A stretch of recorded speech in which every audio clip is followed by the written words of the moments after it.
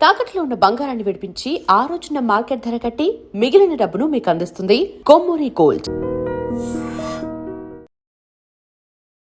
Team India head coach Gautam గంభీర్కు ఓ bumper offer miss అయినట్టు తెలుస్తుంది. గంభీర్ భారత క్రికెట్ జట్టుకు అందించిన విజయాలు చెప్పుకోవడానికి చాలానే ఉన్నా ఐపీఎల్లో ఆ క్రేజ్ మరింత పెరిగింది.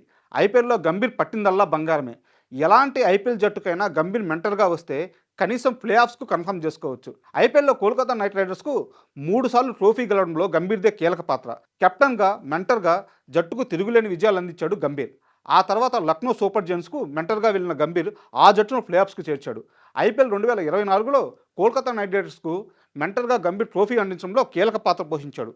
టైటిల్ సాధించడంలో ప్లేయర్ల కంటే కూడా గంభీర్కే ఎక్కువ క్రెడిట్ దక్కింది. ప్లేయర్లను ఎంకరేజ్ చేసే విధానం, బ్యాటింగ్ ఆర్డర్లో మార్పులు, టాలెంటెడ్ ప్లేయర్స్ను గుర్తించే అవకాశాలు ఇవ్వడం, వారు అద్భుతంగా రాణించడంతో ఈ టీమిండియా మాజీ ఓపెనర్ పేరు మారుమ్రోగిపోయింది.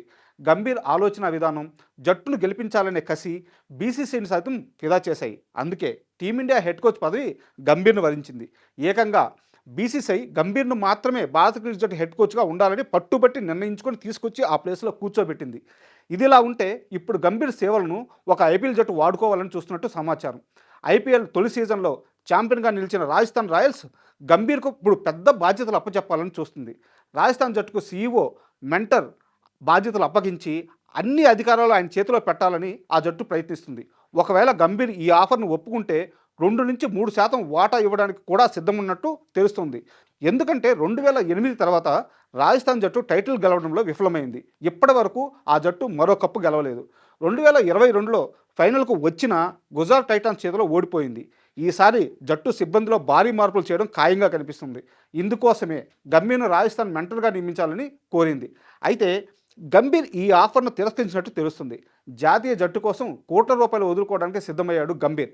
ప్రస్తుతం టీమిండియా హెడ్ కోచ్గా ఉన్న గంభీర్ పదవీ కాలం 2027 వన్డే వరల్డ్ కప్ ముగిసే సమయం వరకు ఉంది. లోధా కమిటీ సిఫార్సుల ఆధారంగా అమల్లో ఉన్న 1 మ్యాన్ 1 పోస్ట్ రూల్ ప్రకారం గంభీర్ ఒకేసారి టీమిండియా కోచ్ పదవితో పాటు ఐపీఎల్ బాధ్యతలు చేపట్టే అవకాశం లేదు. ఒకవేళ ఐపీఎల్లో ఏదైనా జట్టుకు కీలక బాధ్యతలు చేపట్టాలంటే ఇండియా హెడ్ కోచ్ పదవికి గంభీర్ రాజీనామా చేయాలి. గంభీర్ మాత్రం డబ్బు కంటే దేశానికే ప్రాధాన్యత ఇవ్వాలని నిర్ణయించుకున్నాడు. కోట్ల రూపాయలు కళ్ళ ముందు కనిపిస్తున్నా దేశానికి విజయాలు అందించాలనే తపనతో గంభీర్ ఉన్నట్లు సమాచారం. టీమిండియాకు ప్రస్తుతం జరుగుతున్న T20 వరల్డ్ కప్తో పాటు 2027 వన్డే వరల్డ్ కప్ అందించడమే లక్ష్యంగా పెట్టుకున్నాడు గంభీర్. ఏదేమైనా డబ్బు ఆశించకుండా గంభీర్ దేశం కోసం తీసుకున్న ఈ నిర్ణయానికి అందరం హ్యాట్సప్ చెప్పాల్సిందే.